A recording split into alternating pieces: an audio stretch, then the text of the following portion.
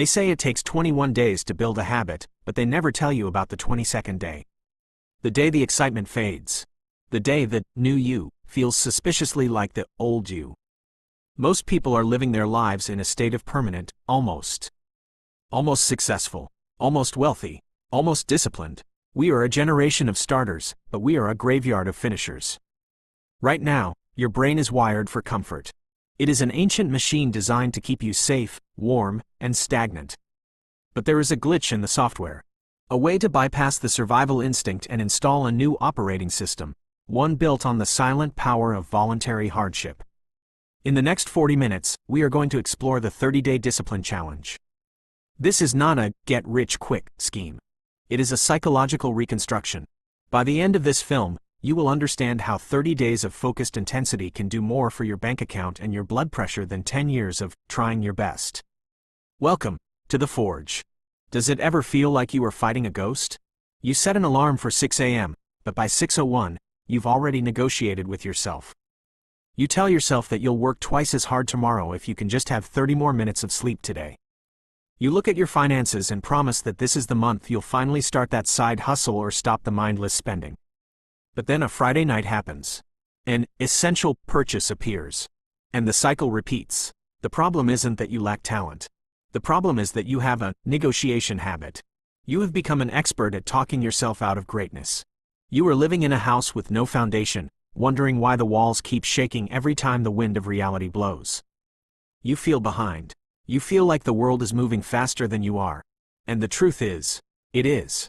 While you are negotiating with your alarm clock, the laws of compounding are working against you. Every day you remain undisciplined is a day you are paying interest on a debt you didn't even know you signed for. To change your life, you have to understand the law of the internal governor.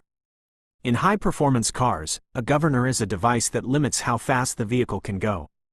It doesn't matter how powerful the engine is. Once it hits the limit, the governor cuts the fuel. Your mind has a governor. Its job is to keep you within your zone of familiarity. When you try to push into a new financial bracket or a new level of productivity, the governor senses the stress and cuts your motivation. It makes you feel tired.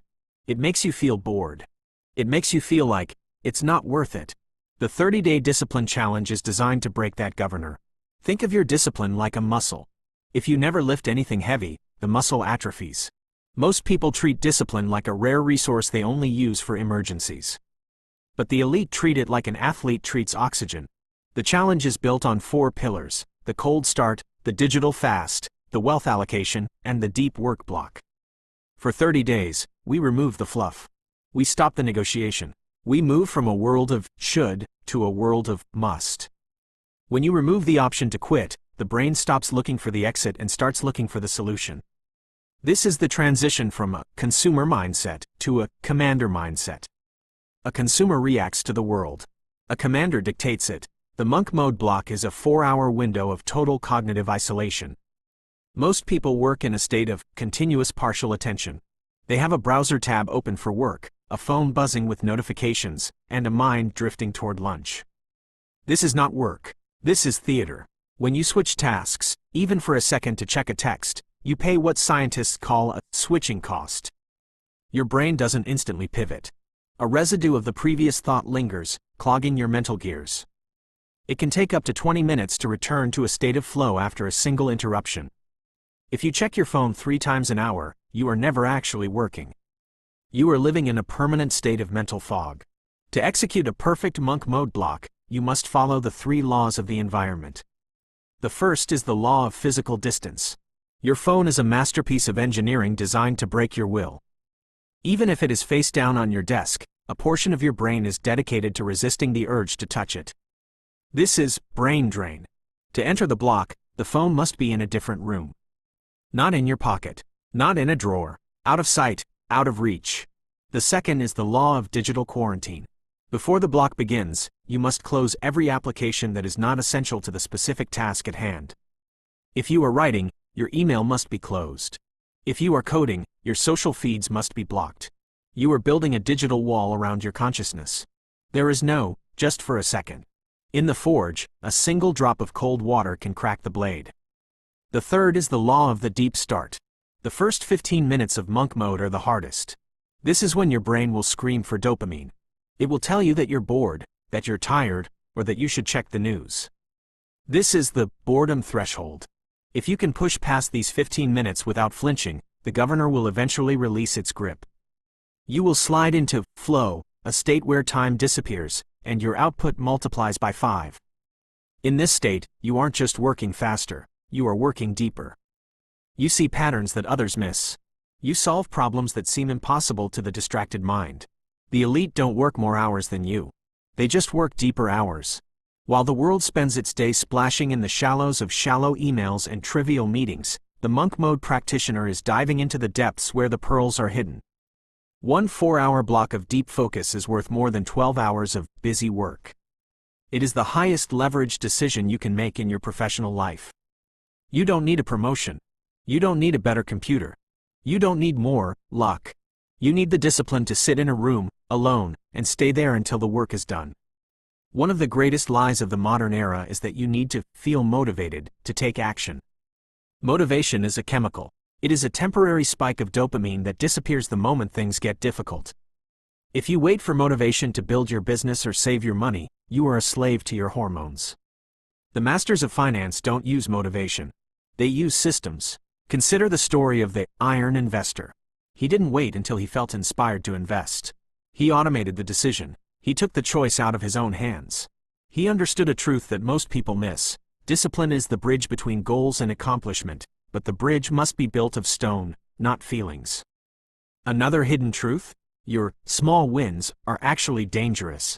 When you do one productive thing, your brain releases a reward. For many, that reward leads to moral licensing.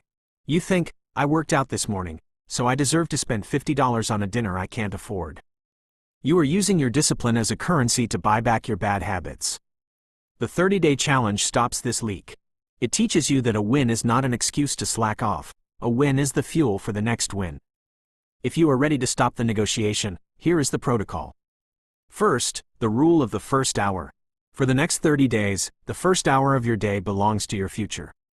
No phone, no news, no distractions. You will spend 30 minutes on physical movement and 30 minutes on your highest leverage financial task.